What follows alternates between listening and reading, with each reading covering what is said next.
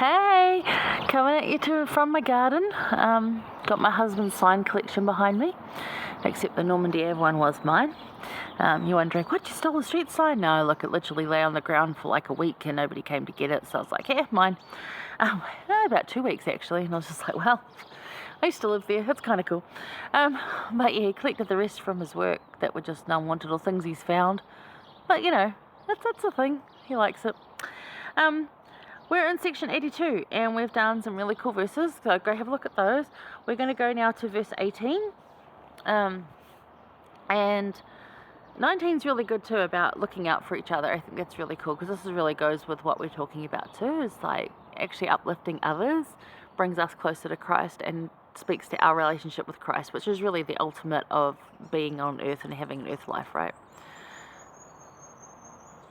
You guys hear that? It's fantail. It's beautiful. Waka waka. Yeah. I can see it flying. It's unlikely to come down here. They're only little like that. They make the most gorgeous sounds. Anyway, verse 18 reads, and all this for the benefit of the church of the living God, that every man may improve upon his talent, that every man may gain other talents, yea, even 100-fold, to be cast into the Lord's storehouse, to become the common property of the whole church. And verse 17 talks about managing stewardships, right? So think about the parable of the talents and how, one man buried his and didn't grow them, and others went about and did the best they could to increase them. So how do your talents become part of the Lord's storehouse and be part of his church? Because we talked about in insight number 2, where, where in your life is much required, because if it's been much required, then there was probably much given at some point. So if you can't see that, maybe think about what that is. If you're feeling that heavy burden of much is required from me right now, think about what the abundance was that was given. So 18 is talking about your talents. Now, what some of the talents you've got, and are you using them to become part of the Lord's storehouse? What is it? Now, I gave the example there about being giving a talk, and how that was really cool to be able to do that and use my talents like that. And yeah, that was that one. Yeah, I think I gave a couple examples in that one, rambled on about it, but anyway, that was the example I gave. That's one I've got, is that I'm pretty decent at photography. Probably, again, not enough to be world famous at it, but that doesn't matter. The point is that we've given these talents, and I have used them when I've been assigned from a bishop or seen a need. So there's things to do like that. I'm also pretty good at organising. I have a natural gift to organise stuff. It's a blessing. It can also be a curse in my own home, but so we have a lot of talents. Everybody's got something to bring, right? Everyone has something to bring, no matter what it is. And that cat is doing weird stuff. Let's see if I can show you.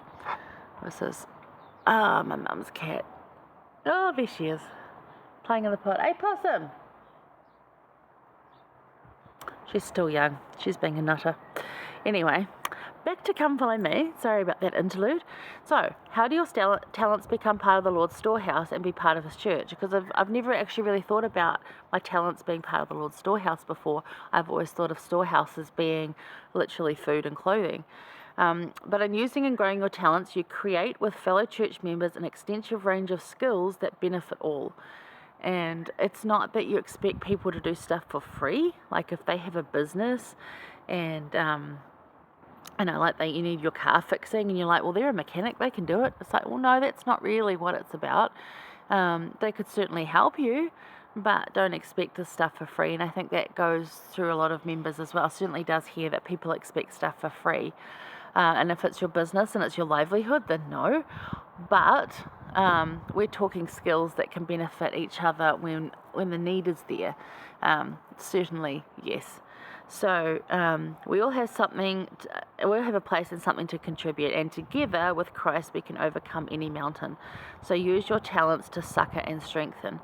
We've certainly all got something that will bring relief to someone else and really help them. So think about that. In April 2016, Linda K. Burton, she was on the Young Women's presidency, she said, The Lord's storehouse is not composed just of goods, but also of time, talent, skills, and our divine nature. So even if you have that beautiful personality, it's going to uplift someone. Just by being friendly, that is a skill and a talent that you can use to lift and succor others, to lift and love, and that will be part of the Lord's storehouse of skills that can grow and benefit the church, right? So all of us have stuff, and all of us have talents that we can grow and gain and develop. So what do you got that you'll bring into the party, right? This big party that we've got called church, what are you bringing? Because it'll be something. So think about that. And are you growing that? Are you burying it? Because I'm not always the best at it. I'm always hesitant sometimes. Always hesitant sometimes. Always sometimes. I find myself being hesitant a lot. And I've got to work on that.